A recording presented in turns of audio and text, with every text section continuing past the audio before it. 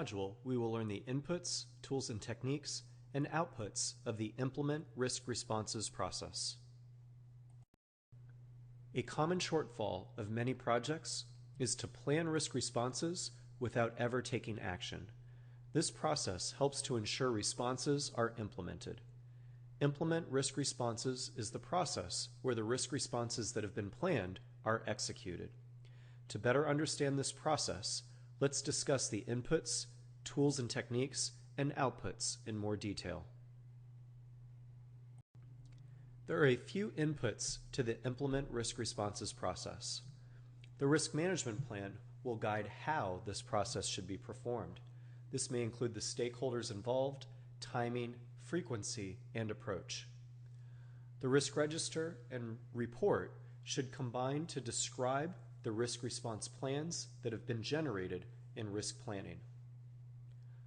The lessons learned register and organizational process assets may include key knowledge and lessons that can make responding to risk more successful.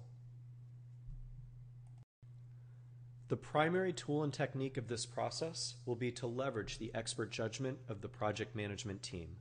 This can include their specific risk management experience or their subject matter expertise in the scope of work. In some scenarios, risk stakeholders may reside outside of the project team, so leveraging our influence strategies can be helpful. We covered this in detail in the Manage Team process.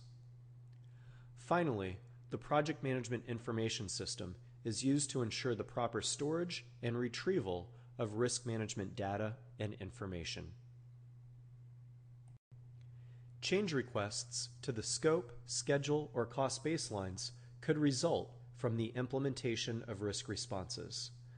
Additionally, if the probability, impact, or other attributes about risks have changed during the implementation of response, the risk register, risk report, and other project documents should be updated. The Implement Risk Responses process will be performed throughout the project lifecycle, essentially from the day that all 3 project baselines have been approved until the day that all project deliverables have been formally accepted and the project enters closure.